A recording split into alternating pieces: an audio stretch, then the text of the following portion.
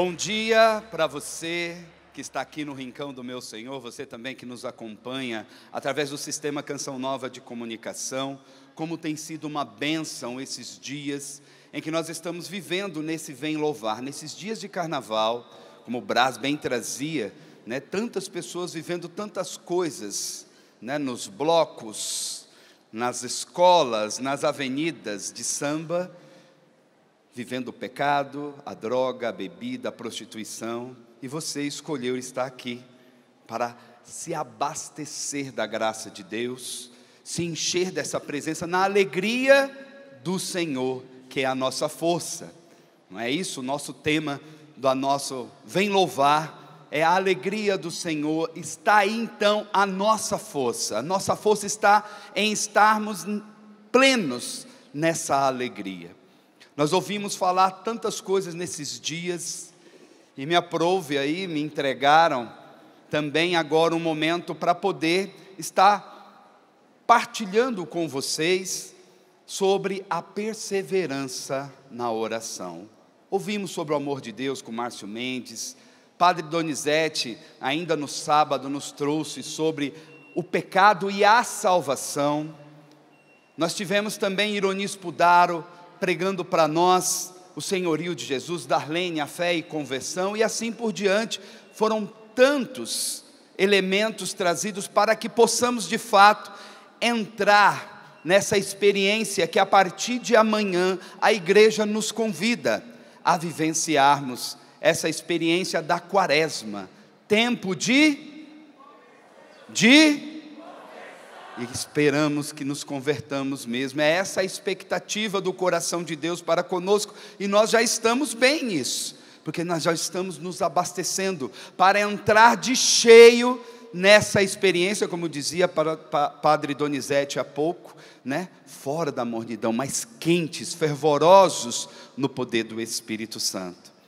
Para mim estar aqui partilhando a palavra é um grande privilégio. Sou membro da comunidade Canção Nova já, estou no meu 19º ano, graças a Deus, e subir nesse lugar, estar aqui nesse ambão, é de extrema responsabilidade. Enquanto eu subia aquelas escadas, eu fui imaginando quantas vezes Padre Léo subiu aqui, quantas vezes Padre Jonas subiu por aqui, meu fundador, meu pai fundador, e hoje grandes profetas, além deles, tantos outros que subiram nesse lugar, e hoje estou aqui, né, miserável que sou, né, mas me chamaram para estar partilhando com vocês esse momento, e que a graça de Deus de fato transborde, não por mim, mas por Ele, para a glória de Deus.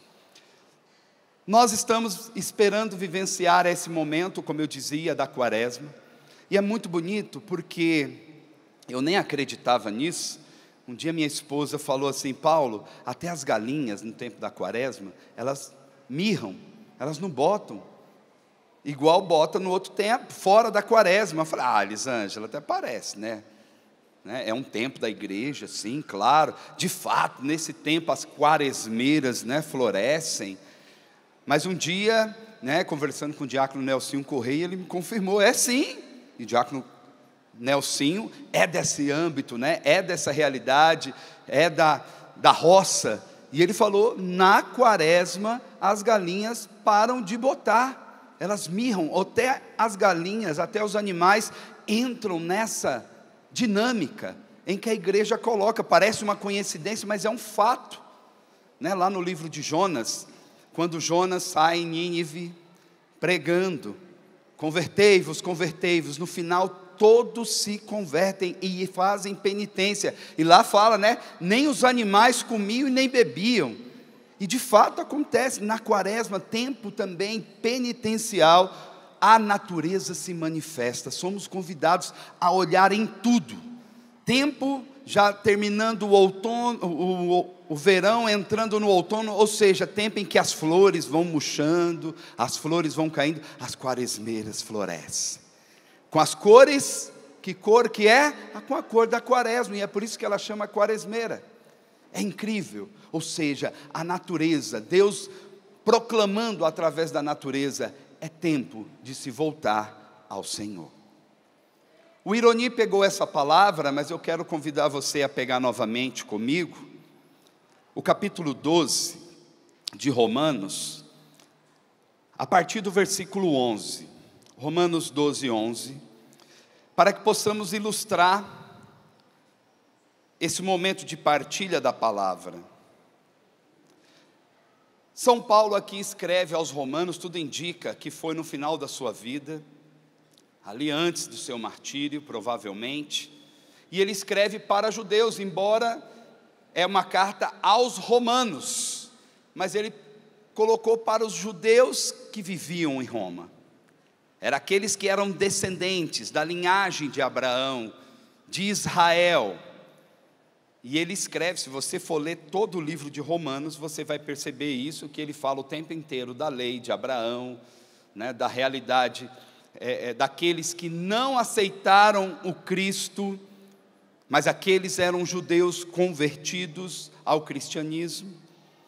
E ele no capítulo 12 vai trazer várias realidades, entre elas essa que vai ilustrar a nossa pregação, o nosso momento de partilha. No versículo 11, Paulo vai dizer, ele vai dar algumas ordens. Nós que somos da Canção Nova, talvez você também acompanha ali, Padre Roger, fazendo ali o estudo da palavra, né, todo dia ali na TV, no finalzinho da tarde. E aqui são ordens. Padre Jonas nos ensinou isso na leitura da palavra, leitura orante da palavra, em que existe princípio eterno, ordem e promessas na palavra. E aqui Paulo vai dando ordens para aqueles que foi remetido essa carta. E ele diz: não relaxeis o vosso zelo. Primeiro ponto.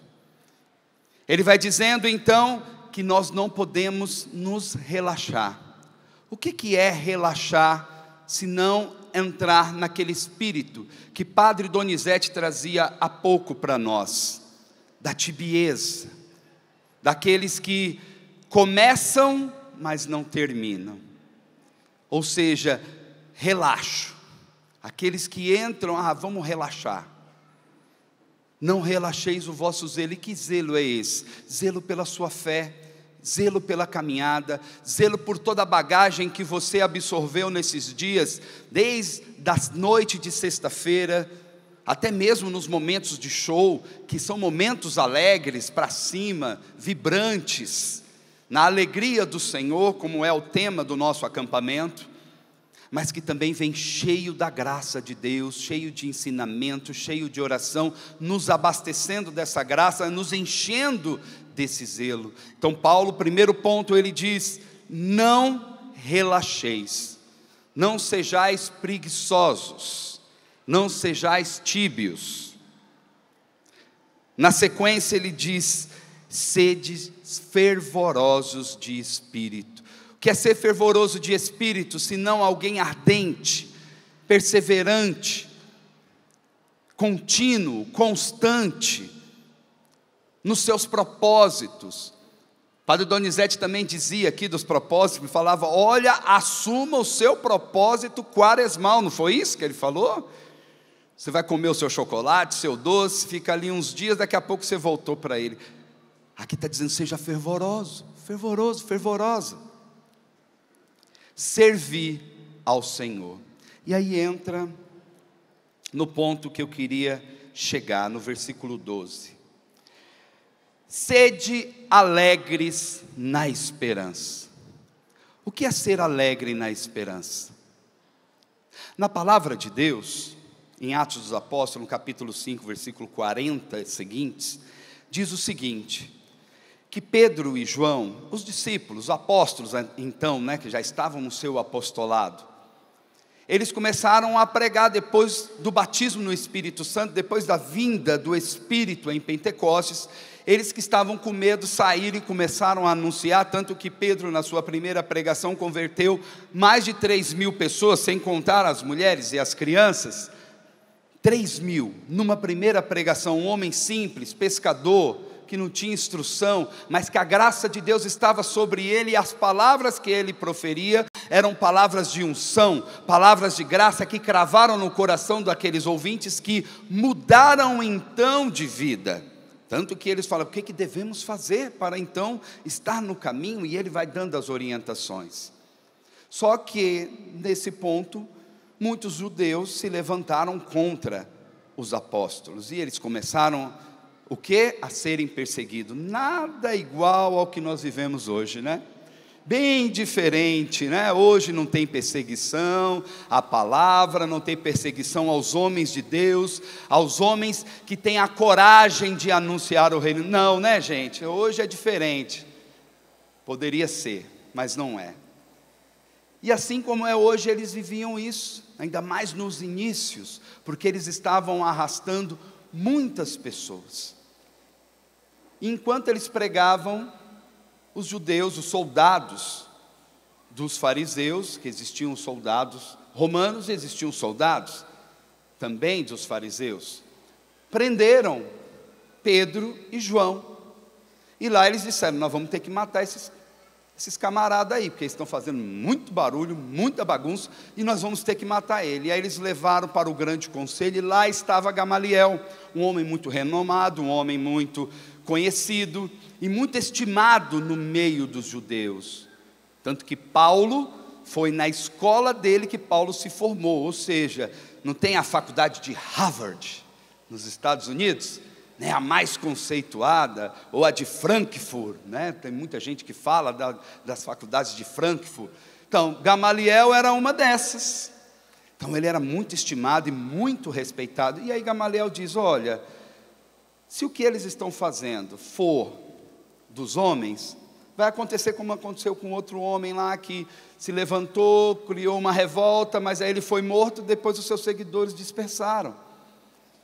Deixa ele ir, porque se for de Deus o que eles estão fazendo, vocês estarão armando um combate contra Deus.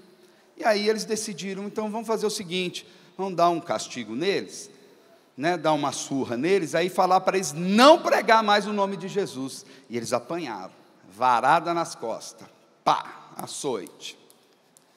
Eles apanharam. Sabe o que aconteceu quando eles saíram de lá, depois de ter apanhado? Ficaram alegres. Você já viu isso? Alguém tomar uma surra e ficar alegre? Eu, quando era criança e apanhava do meu pai e da minha mãe, não ficava alegre, não via a hora daquele negócio acabar, né? Aquele rei, olha, tinha hora que era com a cinta, tinha hora que era com a vara, e aí o pior que a vara a gente tinha que buscar ainda, né? E se trouxesse uma fininha, apanhava com a fininha, agora vai pegar a outra direito, então você já tinha que trazer uma boa, né? Que vai sair de uma vez só, né? Eu não ficava alegre não, mas eles ficaram alegres. A palavra nos diz que eles ficavam felizes. A palavra em Atos dos Apóstolos, no capítulo 5, versículo 41, melhor dizendo, diz assim: cheios de alegria, eles saíram do grande conselho por terem sido achados dignos de sofrer afrontas pelo nome de Jesus. E continua: e todos os dias não cessavam de ensinar e pregar o evangelho de Jesus Cristo, e no templo e pelas casas. Eles não paravam, perseveravam, alegres na esperança, porque eles apanhando, sentindo dor nas suas costas, daquelas varadas que eles tomaram, de homens fortes, que aqueles soldados eram, eles estavam alegres na esperança. Paulo ainda continua aí na sua Bíblia, você pode continuar no versículo 12, ele diz: sede pacientes na tribulação. Paulo, em um determinado momento, quando ele vai narrar aos Coríntios, na segunda carta aos Coríntios, no capítulo 11, a partir do versículo 23, Paulo, ele vai dizer o que ele sofreu por causa de Jesus. E ele vai nos ensinar aqui essa realidade de sermos pacientes ou fortes na tribulação. Tem até um livro do nosso querido padre Fabrício, da comunidade Canção Nova, que diz isso, né? Fortes na tribulação, um livro maravilhoso, indico a você a leitura, ainda mais nesse tempo quaresmal. Mas Paulo vai narrar assim: são ministros, você continua aí em Romanos, viu? São ministros de Cristo, falo como menos sábio que sou, eu ainda mais. Muito mais pelos trabalhos, muito mais pelos cárceres, pelos açoites sem medidas. Muitas vezes vi a morte de perto, Paulo dizendo. 5 vezes recebi dos judeus 40 açoites, menos um. O que é isso? 40 açoites menos um? Eram chicotes. Vocês lembram lá do filme do Mel Gibson? De Jesus? Né? Aquele filme célebre, né? Lá acho que o ano foi 2004, 2005, né? Que foi um sucesso, ainda é até hoje. Quando entramos na Semana Santa, muitos voltam a assistir para poder encarnar, né, essa paixão de Cristo. E ali você vê que os soldados romanos, eles fazem o quê? São 2. Então eles pegam o chicote e começam a bater e contar. Vocês estão lembrados? Conta até, é bem original, porque eles começam a contar na língua italiana, romanos que são, né? 1, 2, e vai contando. Por quê? Porque quando chegasse na 39, eles tinham que parar, porque como eram 2, 39 não, na 19, né? Porque é 1, aí o outro vinha e dava. Então tinha que chegar ali para dar 39, porque não podia passar, porque aquilo seria um castigo, um açoite. E a pessoa, ela poderia vir a óbito, se ela passasse desse número. Então era um cálculo que eles tinham. Então quando Paulo diz isso, né? Por quê? Porque o chicote, ele tinha metais, pedaços de ossos pontiagudos, ou seja, dilacerava a pele da pessoa, como nós vemos no filme de Jesus, de Mel Gibson, né? O filme A Paixão, e que eles começam a trocar os flagelos, ou seja, Jesus poderia ter morrido antes mesmo da cruz, só ali na flagelação, né? E aí até uma cena muito bonita, em que Nossa Senhora pega umas toalhas e limpa o sangue de Jesus, né? De tanto que Jesus apanhou ali. E Paulo está dizendo, 5 vezes açoites, 5 vezes, 40 açoites menos um. 3 vezes fui flagelado com varas. 1 vez apedrejado, e é interessante essa vez que ele foi apedrejado, está narrado nos Atos dos Apóstolos, que ele foi apedrejado, o povo não aceitou a palavra que ele pregou, ele foi apedrejado e jogaram ele quase que morto fora da cidade. Quando ele se acordou ali daquele tanto de pedra, todo machucado, o que ele fez? Levantou, entrou dentro da cidade de novo e continuou a pregar. E aí ele vai dizendo, 3 vezes eu naufraguei. Lembra do Titanic? 3 vezes Paulo passou por aquilo ali. 1 noite e 1 dia eu passei no abismo. Viagem sem conta, expostos aos perigos nos rios, perigos de ladrões, perigos por parte dos meus concidadãos, ou seja, aqueles que estavam perseguindo o Evangelho e aquilo que Paulo pregava, perigo da parte dos pagãos, perigo nas cidades, perigos no deserto, perigos no mar, perigos entre falsos irmãos. Ou seja, Paulo sofreu ou não sofreu? Você sofreu? Quem sofreu igual Paulo alguma vez? Aí levanta a mão. Nessa condição aí, está difícil, né? Está longe, então é um consolo para nós. E aí ele vai dizer lá em Romanos 8, 35, 37, o seguinte: quem nos separará do amor de Deus? Do amor de Cristo? A tribulação, a angústia, a perseguição, a fome, a nudez, o perigo, a espada. Realmente está escrito: por amor de ti, somos entregues à morte o dia inteiro, somos tratados como gado destinado ao matadouro. Mas em todas essas coisas somos mais que vencedores, graças àquele que nos amou. Perseverar na tribulação. Você já viu em algum momento da Bíblia onde Paulo recua? Você já viu em algum momento onde mais narra a história de Paulo, que é nos Atos dos Apóstolos, algum momento que Paulo volta atrás? Muito pelo contrário, ele dizia, como diz lá em 1 Coríntios, no capítulo 10, ai de mim se eu não evangelizar, ai de mim se eu parar. Quantas vezes nós, nas nossas tribulações, nós reclamamos, nós blasfemamos, reclamamos, nos queixamos com Deus.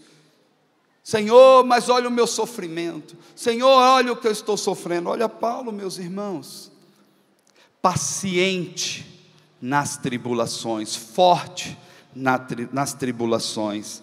Lá em Romanos 12 ainda, quando ele fala fortes, pacientes na tribulação, ele define: e perseverantes na oração. Como dizia no início, nós estamos entrando no tempo quaresmal, e existe um tripé para nós vivenciarmos na quaresma, que a própria palavra de Deus, no capítulo 6 de Mateus, amanhã nós vamos ouvir na Santa Missa essa palavra, que fala sobre a oração, jejum e a esmola, que é a caridade. Mas você percebe que para se viver jejum, é preciso estar em espírito de oração, ok? Porque senão vira o quê? Dieta. Você ficar magrinho, esbelto, bonitão, saudável, né? Com um corpo saudável. A caridade, a esmola, porque quando fala esmola, às vezes parece que é tipo o que não me serve mais, né? Não, o que a igreja nos chama é compartilhar do que temos. É auxiliar o pobre, é auxiliar aquele que não tem, é dar auxílio ao próximo, na busca de perceber, naquilo que está em Mateus 25, estava com fome, me destes de comer, estava com frio, nu, me deste de vestir, estava com sede, me deste de beber. É nesse propósito de conversão. Mas se não tiver o espírito de oração, vai virar o quê? Filantropia. Quando Paulo nos provoca dizendo que precisamos ser perseverantes na oração, significa que nós não podemos voltar, de que nós não podemos prevaricar, de que nós voltemos atrás. Padre Donizete dizia dos propósitos, e de que nós temos que mantê-los, ou seja, precisamos de quê? De perseverança. E a Bíblia está recheada de testemunhos e de realidades que nos ajudam a entender como que podemos ser perseverantes na nossa oração. No Antigo Testamento, no livro de Samuel, 1 Samuel, já no capítulo 1, narra a história de uma mulher, a mãe de Samuel. Você já deve ter ouvido, o nome dela é Ana, esposa de Eucana. E eles, casados, fiéis a Deus, Eucana, um homem muito temente, subia todos os anos a Siló, para poder oferecer a Deus os seus sacrifícios, de acordo com o que a lei determinava, mas a sua esposa, ela era estéril. Ana não tinha condições de dar filhos, e para o judeu naquela época, ele precisava deixar a descendência, ele necessitava, ele não poderia deixar a sua descendência morrer, era uma tradição, algo que era irrevogável, não podia mudar. E ali, quando a mulher não podia engravidar, era estéril, o marido, por direito, segundo a lei, na época, viu? Deixa bem avisado aí para você, na época, antes de Jesus, tá bom? Ele poderia contrair um novo casamento, a fim de garantir a sua descendência. E Eucana não ficou longe disso. Ele teve uma outra mulher chamada Fenena, ou Fenina, depende da tradução bíblica, e ali essa mulher começou a dar filhos a Eucana, e ela esnobava da Ana. Eu dei você, seca, ventre seco, que eram os termos que se usava na época, e ela era humilhada, porque a mulher que não desse filhos, ela tinha algum pecado, ela tinha alguma realidade que não era abençoada, era a ideia que se tinha na época. Eucana a amava muito, mas ele tinha que garantir a descendência dela. Mas Ana, sendo tão humilhada dia a dia, e a outra dando filhos, ela foi aguentando, até que uma das suas viagens a Siló, onde estava o tabernáculo do Senhor, aonde se oferecia os sacrifícios, ali Ana foi, diante do tabernáculo, ali só poderia entrar os sacerdotes, então ela ficou na porta, ela se prostrou de joelhos, e ali ela se debruçou na presença do Senhor, e foi dizendo ao Senhor no seu íntimo, e apenas balbuciava em seus lábios, vai dizer a Sagrada Escritura, no capítulo 1 de 1 Samuel, e ali ela estava orando constantemente, logo cedo, e ela passou horas ali. O sacerdote Eli, na época o sumo sacerdote, e também juiz, porque Israel ainda não tinha rei, ele viu aquela mulher ali, chorando, debruçada na frente do templo do Senhor. Não era comum ver aquela cena. Ele achou que ela estava bêbada, e ele vai repreendê-la, falar: mulher, uma hora dessa, nem 9 horas da manhã é ainda, e você já está embriagada, melada de vinho já, uma hora dessa, que ela balbuciava, com os lábios, achou que ela estava bêbada, e ela disse: não, meu Senhor, eu estou colocando toda a minha aflição, e a palavra vai dizer no versículo 12 de 1 Samuel, no capítulo 1, de que ela prolongou, isso me chama muito a atenção, porque ela prolongou a sua oração. Meus irmãos, para se alcançar aquilo que necessitamos, na vontade do Senhor, é preciso prolongar, é preciso perseverar. Nós sabemos que tem muitas, com todo respeito aos nossos irmãos protestantes, com todo respeito, mas o que é pregado muitas vezes lá, é um Deus mágico, é um Deus que você reza, e que Ele vai te dar o que você quer. Eu já cheguei a presenciar lá, zapeando um tempo atrás, a televisão. Se você quer um carro, se você viu aquele carro que você tanto queria, aquele importado, vai lá, põe a mão em cima do carro e toma posse. Esse carro é meu, em nome de Jesus, amém. E aí o povo, eu falei: meu Deus do céu, como pode? E aí as pessoas vão entendendo e pensando que Deus é um provedor de coisas, de curas, de realizações financeiras, de sonhos. Deus pode fazer? Pode, dentro da vontade dEle, dentro dos propósitos dEle, mas precisamos ter a perseverança, porque muitas vezes, contaminados por esse tipo de filosofia, porque vai lá, você deve conhecer alguém que é protestante, que vem com essas conversas, e que talvez já bateu lá na sua casa e disse assim para você: você é católico? Eu também fui católico. Mas agora eu conheci Jesus. Olha, agora eu tenho carro do ano, eu tenho casa na praia, olha, eu tenho casa de aluguel, apartamento não sei aonde, meus filhos estão nas melhores faculdades, porque eu aceitei Jesus. Aí nós vamos para o Evangelho, e Jesus está lá: as raposas têm tocas, as árvores do céu têm seus ninhos, mas o Filho do Homem não tem nem uma pedrinha para reclinar a cabeça para dormir. Aí eles vão dizendo que quem não é próspero, vamos pôr aspas aí, são amaldiçoados, não tem a bênção de Deus. Vai falar: então o próprio Deus é o primeiro, porque não tinha nem onde pôr a cabecinha dele para dormir, tinha que ficar em casa lá comendo, ia na casa de um, na casa de outro, na casa da sogra de Pedro, na casa de Mateus, enfim. E nós somos contaminados e achamos que precisamos só fazer isso, Deus pode fazer? Se for o tempo dele, dependendo da sua fé, de como estão as condições, é Ele quem sabe a hora de vai chegar aquilo que precisamos.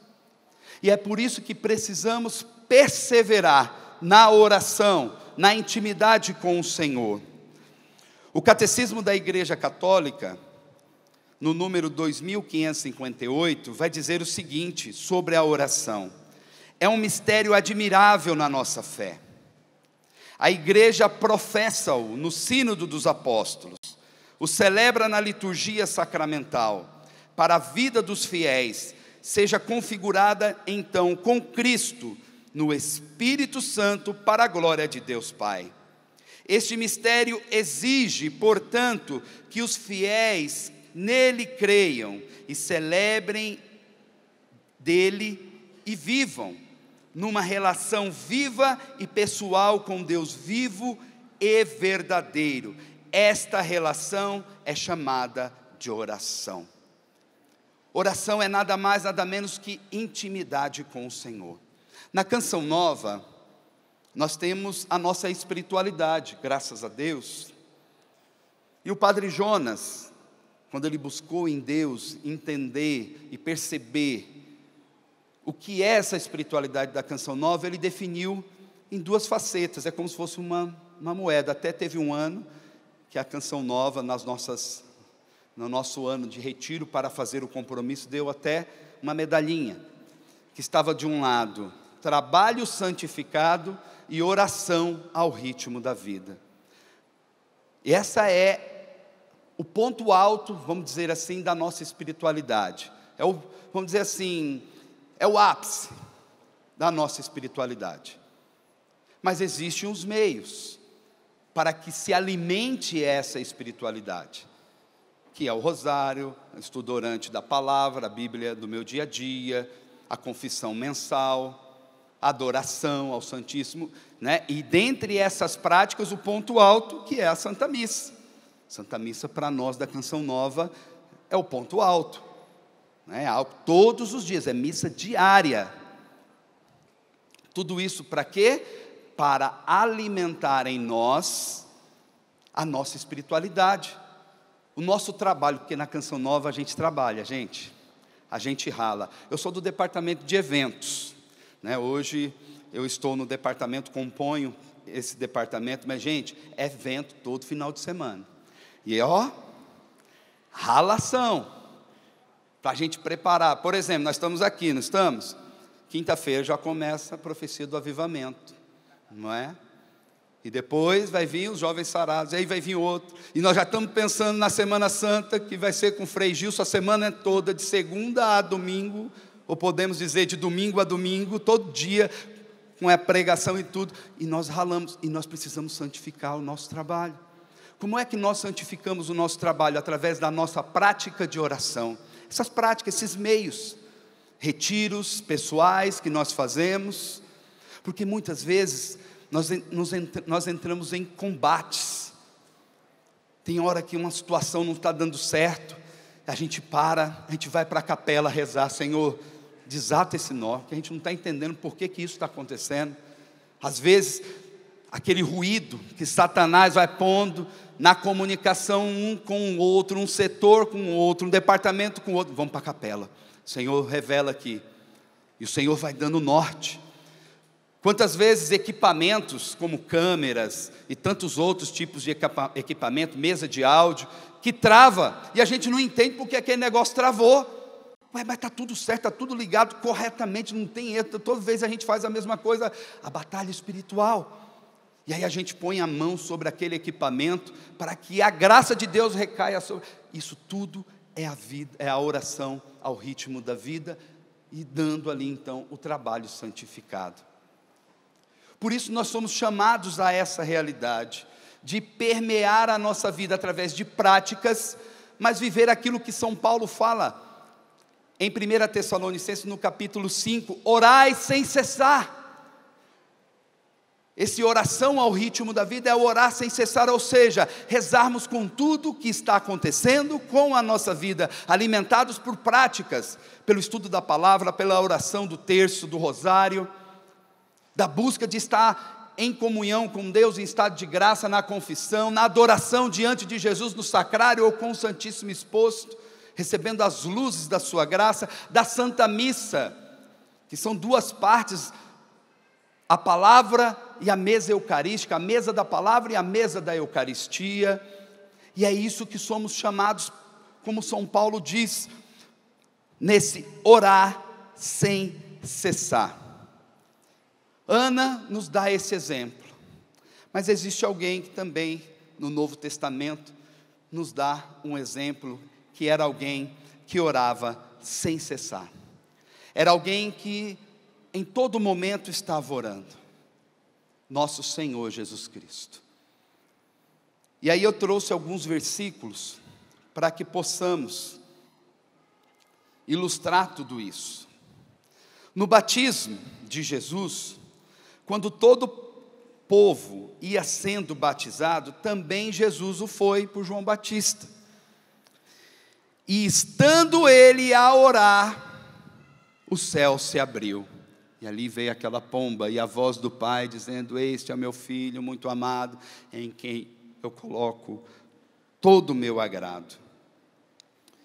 Jesus de manhã, tendo se levantado muito antes do amanhecer, olha aí, Jesus também acompanhava o Frei Gilson e a Récede nas madrugadas, antes de amanhecer, ele saiu e foi para um lugar deserto, e ali se pôs em oração. Jesus era constantemente orante. Você já viu aquela imagem do Amor Vencerá, do nosso programa, em que Jesus está rezando?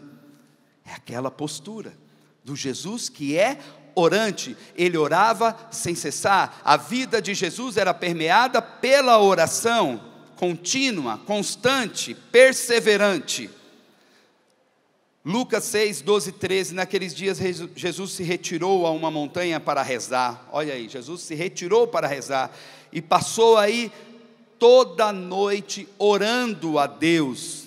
Ao amanhecer, chamou os seus discípulos, e escolheu 12 dentre eles, que chamou de apóstolos. Ou seja, para tomar uma decisão, Jesus foi rezar. Não, mas ele é Deus, mas ele ia rezar ao Pai, para ouvir o Pai, quais as direções que ele tinha para dar para ele. No Lucas capítulo 11, versículo 1 seguintes: um dia num certo lugar estava Jesus a rezar, terminando a oração, disse-lhe um dos seus discípulos: Senhor, ensina-nos a rezar, como também João Batista ensinou os seus discípulos. Disse-lhe Jesus então: quando orardes, dizei: Pai nosso que estais no céu, santificado seja o vosso nome, venha a nós o vosso reino. E o resto vocês já sabem. Mas o que Jesus estava fazendo antes de ensinar? Rezando. Jesus estava a rezar. Quando ele terminou a oração, veio então os discípulos. Nós também queremos rezar, porque os discípulos iam vendo constantemente a vida de Jesus orante, falou: nós queremos rezar como o Senhor, nós queremos rezar. Lucas 9, 28, passado alguns dias, Jesus tomou consigo Pedro, Tiago e João e subiu ao monte para orar. Aí, ó, de novo. Enquanto orava, transformou-se o seu rosto, e suas vestes tornaram-se resplandecentes de brancura. Olha, gente, isso aqui é a transfiguração de Jesus. Na quaresma, acho que é o segundo domingo da quaresma, é o evangelho do segundo domingo da quaresma, que lembra a gente dessa realidade da transfiguração. Jesus foi orar, chamou dos seus 3 discípulos, vamos dizer assim, eram os 3, todos eram discípulos e apóstolos, mas 3 eram mais próximos, Pedro, Tiago e João. Sempre há esse destaque para os 3, não que eles eram melhores ou piores, mas eles eram mais próximos de Jesus, e Jesus revelou a sua glória orando, lá no Monte Tabor. E é tão interessante esse fato, né? Até Pedro vai narrar depois, né, na sua carta, desse episódio, porque Pedro vê ali, né, eles veem Jesus transfigurado em glória, ou seja, Jesus revela a eles, na intimidade deles, a sua glória, e ali aparece Moisés e Elias, né? O que significaria então a lei e os profetas, que culminava na glória do Cristo. E aí Pedro diz o quê? Ah, Senhor, como é bom estar aqui. Vamos fazer uma tenda para nós aqui, uma para o Senhor, uma para Moisés, outra. Ah, é bom demais quando eu soube esse Monte Tabor. Como é bom subir o Monte Tabor da Canção Nova, não é? Talvez você está até hospedado lá para baixo. Aí você vem subindo, às vezes é duro, né? Subir, aquela subida, e esse sol calminho, fresquinho, daqui de Cachoeira Paulista, não é? Mas é preciso descer o monte, porque Jesus disse: não, nós vamos descer. É muito bom estarmos aqui. Isso aqui é só um experimento do que pode ser o céu. E Jesus orava nesses momentos, em tudo que ele vivia. Mas tem um fato em que Jesus, depois da ceia, ele foi para o Getsemane. E no Getsemane, Jesus, a gente sabe, ele viveu a sua angústia suprema.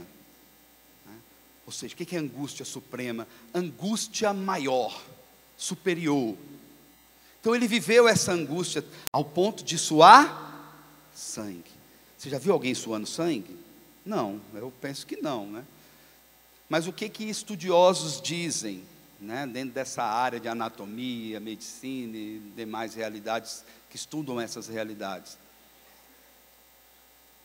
Lá eles dizem que a pessoa, para suar sangue, para que os seus poros começam a minar como suor, sangue, ela precisa estar numa profunda angústia.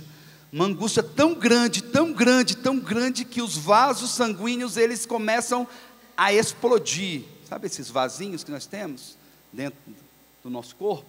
Que existem as veias, as artérias, existem pequenos vasos. Esses vasos, a angústia é tão forte, a pessoa se contrai tanto, que ela pode acontecer. Estudiosos dizem que isso é possível, quando estudam a partir dessa passagem do Evangelho. Por quê? Porque Jesus sabia muito bem o que é que ele ia viver. Ele sabia a dor que ele ia passar, ele sabia das chicotadas que ele ia levar. Mas a narração de São Mateus, no capítulo 26, versículo 36, diz assim: retirou-se Jesus com eles para um lugar chamado Getsemane, e disse-lhes: assentai-vos aqui, enquanto eu vou ali orar. Né? Lá em Israel, tem esse lugar, é uma capela, é uma igreja, uma basílica, né? Nunca fui, mas os irmãos de comunidade já foram, já contam a experiência dessa pedra, que está lá até hoje. Jesus foi lá nessa pedra, e ali ele orava, com essa angústia, e os discípulos ficou ali com ele, ao lado, mas ele estava sozinho. E tomando consigo Pedro, os dois filhos de Zebedeu, que é Tiago e João, começou a entristecer-se e angustiar-se, e disse-lhes: então, minha alma está triste até a morte, ficai aqui e vigiai comigo. Ou seja, fica aqui intercedendo por mim, que eu estou em comunhão com o Pai aqui. E aí ele adiantou-se no versículo 39, e prostrando-se com a face por terra, assim rezou: meu Pai, se é possível, afasta de mim este cálice.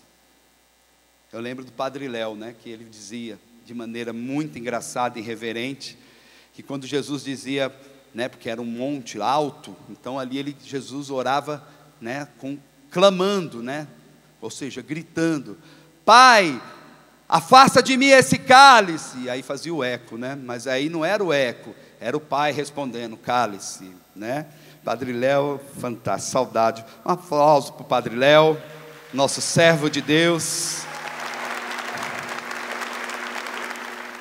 Mas Jesus dizia: se é possível, afasta de mim esse cálice, todavia se faça não o que eu quero, mas sim o que tu queres.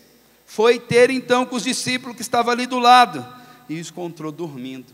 Nossa Senhora, sofrendo, eles não têm. Eu já falei para eles que eu vou morrer, o que vai acontecer. Falei lá na ceia, né, de que ia me entregar, e que eu ia ser entregue, que eu ia ser. Está dormindo? Eles estão lá dormindo. Aquele ronco gostoso.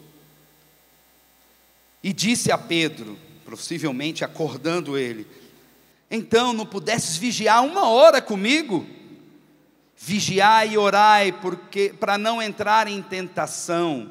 O espírito está pronto, mas a carne é fraca. Ele se afastou pela segunda vez e orou, dizendo: meu Pai, se não é possível se não é possível que este cálice passe sem que eu beba, faça-o a tua vontade.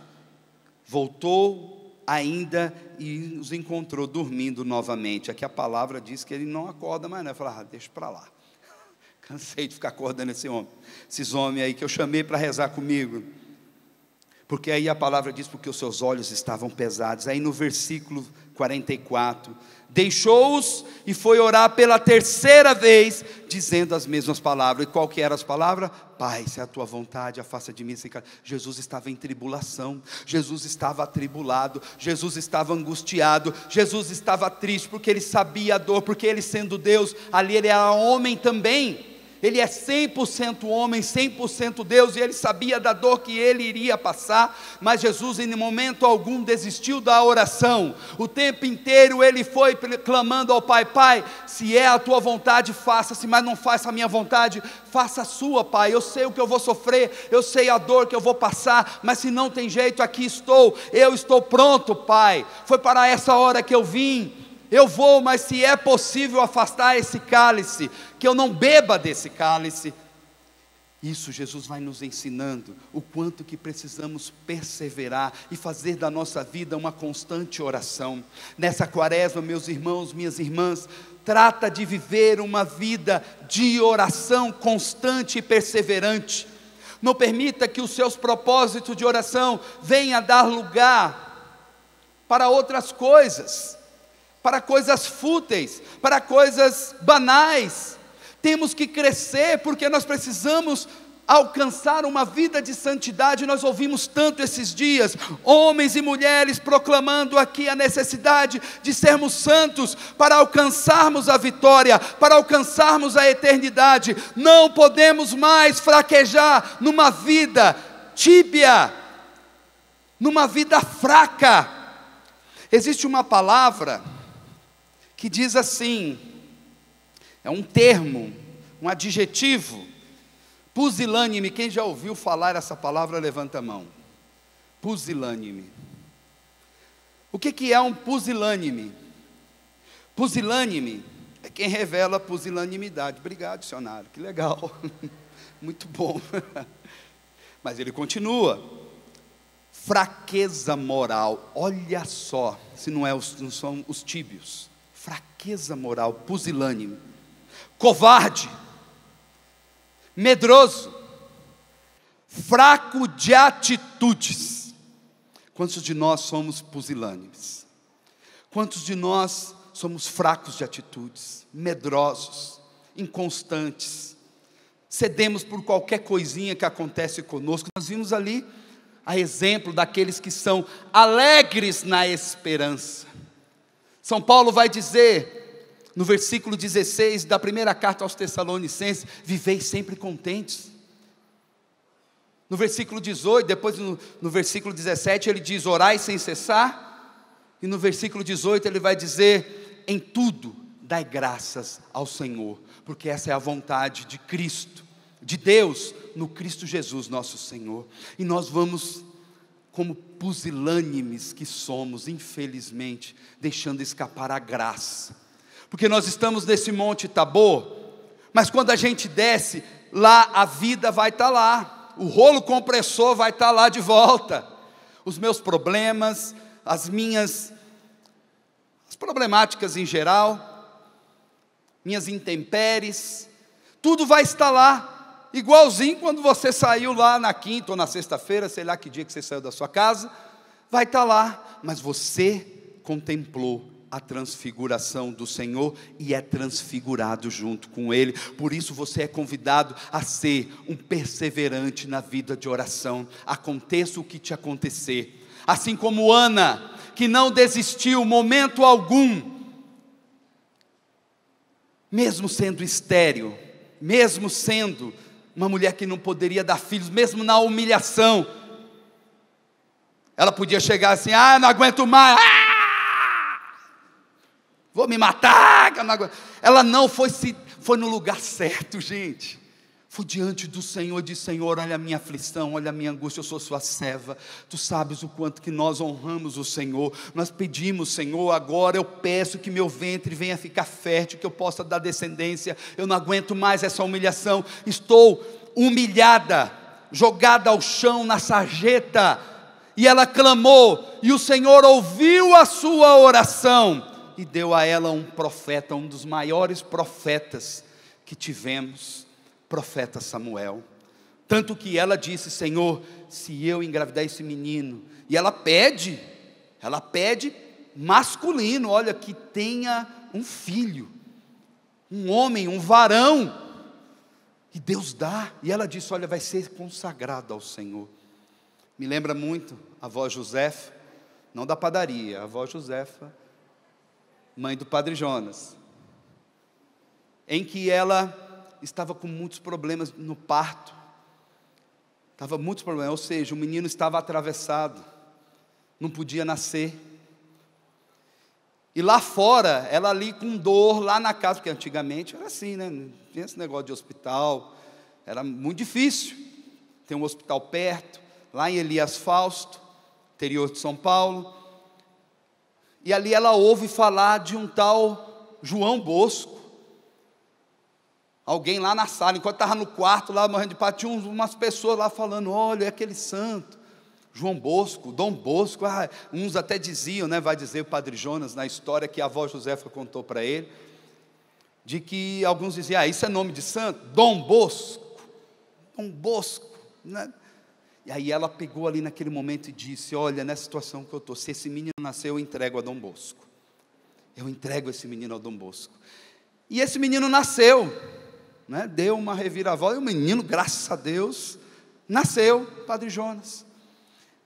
E esse menino, quando foi crescendo, sem ela dizer nada, sem encaminhar nada, ele se encantou com os salesianos. Ele falou: eu quero ser padre igual esse padre que é salesiano, eu quero ser padre igual ele. Dom Bosco foi se encaminhando de tomar posse do Padre Jonas, e ele se tornou um grande sacerdote salesiano. Somos, como Canção Nova, família salesiana. Ele fundou a comunidade Canção Nova, por graça de Deus, a pedido de Deus. Por quê? Porque quando nós oramos, entregamos a nossa vida a Deus integralmente, Deus vai dar resposta.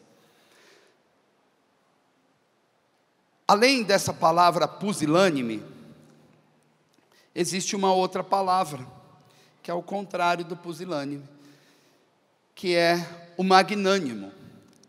Eu, quando era criança, tinha um programa de televisão chamado TV Colosso. Quem lembra aí? Vamos ver. Não é só eu que estou ficando velho, né? Estamos todos juntos envelhecendo, glória a Deus, a nossa hora vai chegar. Mas eu lembro que tinha lá um personagem, que eram vários cachorros, né? E aí tinha um personagem lá que vivia puxando o saco, né? O Capachão, o Braz lembrou aqui, o Capachão. E ele ficava lá com o chefe, né? Magnânimo, magnânimo. Quando eu vi essa palavra, eu falei: é o Capachão falando para o chefe, né? Mas magnânimo tem uma profundidade muito grande. Magno significa grande, muito grande. Muitos santos da igreja têm esse nome, e esse nome é dado, esse título, magno, é dado para esses santos que fizeram a diferença na igreja de tal maneira que contribuiu com a doutrina, como por exemplo São Leão Magno, São Gregório Magno, porque esse Magno, ele era grande, e magnânimo é grande de ânimo, ou seja, alma, porque ânima no grego é alma. Assim como pusilânime é alguém fraco nas suas atitudes, medroso. Quer ver o que mais que eu falei aqui? Está tudo escrito nas minhas anotações. Covarde, fraco de moral. O magnânimo diz assim, que a despeito de todos os riscos e perigos, age ou pensa desinteressadamente em vistas a seguir alguém. ou encarnar um ideal. Eu vou ler de novo. O magnânimo é a pessoa que, a despeito de todos os riscos e perigos, age ou pensa desinteressadamente. Ele não pensa nele, ele pensa em servir alguém ou encarnar um ideal. Aquele que serve Jesus Cristo precisa ser magnânimo. Aquele que serve Jesus Cristo não pode ser pusilânime. Você lembra que Jesus diz: quem pega no arado e olha para trás não é digno de ser meu discípulo? Você já viu essa passagem? Eu não sei qual que é a pior, de você dizer: olha, você não é digno de ser meu discípulo, ou dizer assim: eu não te conheço. Não, Senhor, mas eu preguei, eu era membro da Canção Nova, fiquei lá mais de 20 anos na Canção Nova, eu pregava lá, preguei no encontro Vem Louvar, sabe? Não conheço, não viveu, não, nem sei quem é você. Eu lembro do encontro, né? Eu lembro das pessoas que estavam, mas você, eu não te conheço, eu não sei qual que é pior. Aquele que pega no arado e olha para... Por quê? A pessoa que olha para trás não sabe, daqui a pouco bate um pedaço de pau, uma pedra, né? Quem conhece arado sabe, né? Os mais novos não vão conhecer, que é para arar a terra, agora é só trator que faz. A pessoa pega ali, se ela bater num pau, voltar, ela arranca a perna fora, porque aí o arado volta, plá, arranca o pé fora. Não pode olhar para trás. Aquele que assume um testemunho, uma vida de intimidade com Cristo, não pode voltar atrás. Ele não pode ser pusilânime, ele não pode ser covarde, ele não pode ser medroso, ele tem que ser corajoso. O magnânimo, a despeito de tudo, mesmo com risco, com perigo, com o que seja, ele fala: eu vou servir ao Senhor. A circunstância está dizendo não, mas se a minha fé está dizendo sim, eu vou à frente, porque eu tenho um Deus que está comigo. Eu tenho um Deus que está comigo. E você de joelho vai rezando, vai clamando, vai proclamando, como Jesus fazia, se retirando sempre para orar, sempre, sempre, sempre, sempre, sempre, sempre, sempre. Para terminarmos, existe uma palavra, eu gostaria que você abrisse comigo, no capítulo 18 de São Lucas.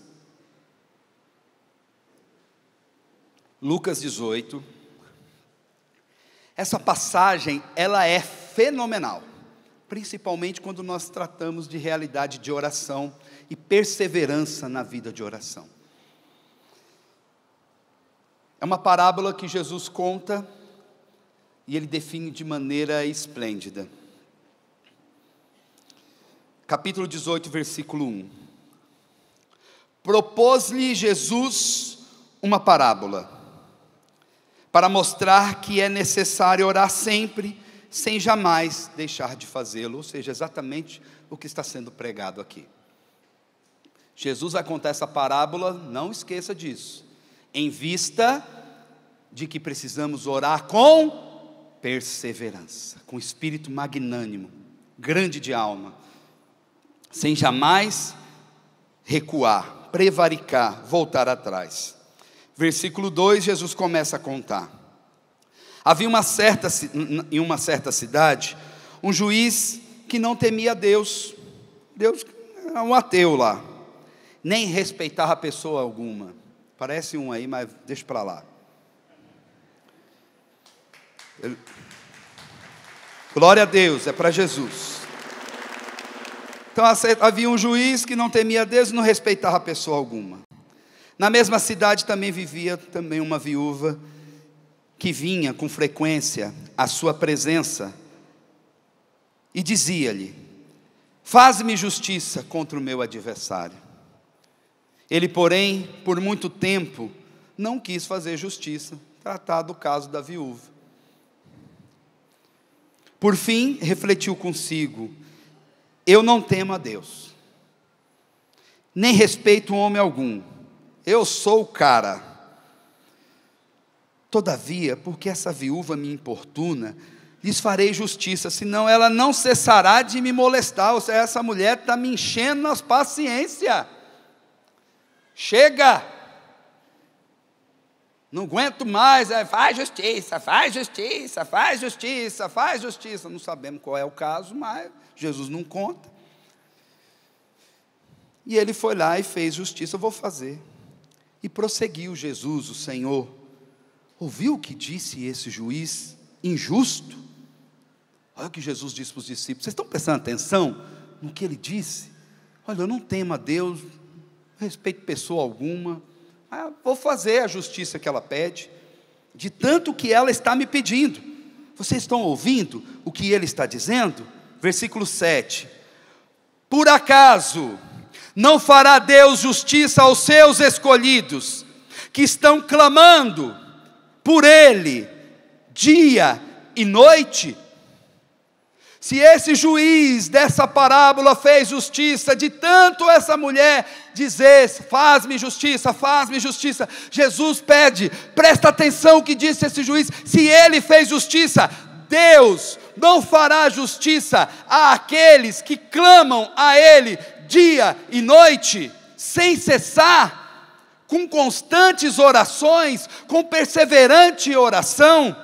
Aí Jesus mesmo responde, aí na segunda parte do versículo 7, porventura tardará em socorrê-los? Digo-vos que em breve lhe farás justiça.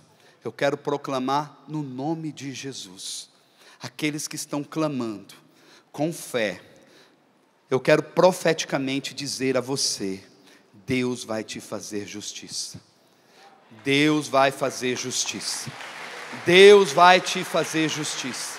Se o que você pede ao Senhor é justo, Ele vai fazer, mas é necessário que você mantenha essa perseverança. E no fim, Jesus termina de maneira sensacional. Mas quando vier o Filho do Homem, ainda achará fé sobre a terra? Quando você clamar ao Senhor por essa justiça, por esse milagre, por essa graça, o Senhor vai encontrar fé em você? Ou uma pessoa que só sabe pedir, uma pessoa melindrosa, uma pessoa igual uma criança birrenta, eu quero, ou Ele vai encontrar fé? Porque se o Senhor não realizar o milagre que você está pedindo, você vai abandonar Ele? Você vai abandonar o Senhor? Então Jesus está dizendo, quando o Filho do Homem vier, Ele vai encontrar fé? Vai encontrar fé? Aí depende de você. Vai depender de você. Vamos ficar em pé e vamos pedir essa graça. Vamos pedir ao Senhor, levante seus braços e clame agora ao Senhor com toda a força da sua alma. Faça a sua oração. Pede ao Senhor o que você deseja. Ana queria ter um filho. Ela era estéril. Aonde está a esterilidade na sua vida? É na sua condição financeira, é na sua saúde, é na sua família, é um filho problemático, é uma situação afetiva mal resolvida. Aonde está a infertilidade? Clama agora ao Senhor pedindo esse milagre sobre você. Mas peça também que o Senhor te dê um coração constante, perseverante, um coração que saiba estar alegre na esperança, paciente e forte na tribulação, e perseverante na oração. Senhor, dai-nos essa graça.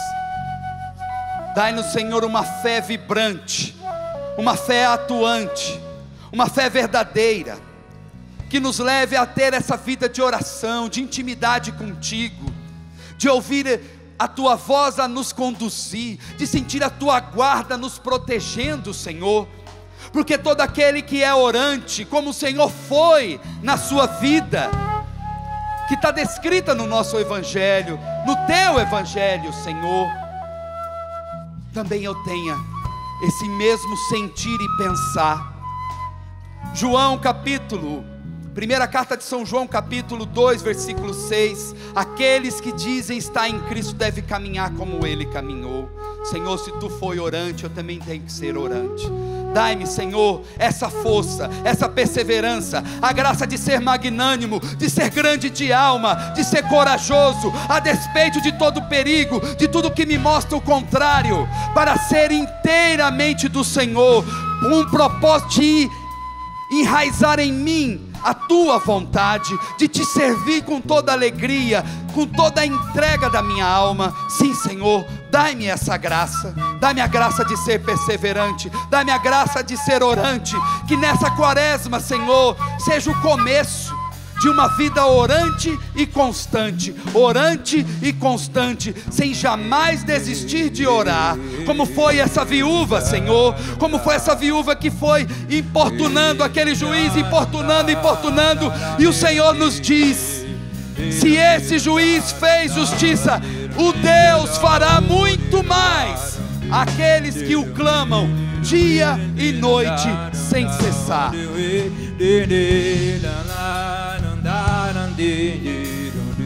Pois tudo posso naquele que me fortalece. Tudo posso em Jesus Cristo. Pois tudo posso, solta a sua voz. Tudo posso naquele que me fortalece. Tudo posso em Jesus Cristo. Você cantando, solta a sua voz. Pois tudo posso naquele que me fortalece. Tudo posso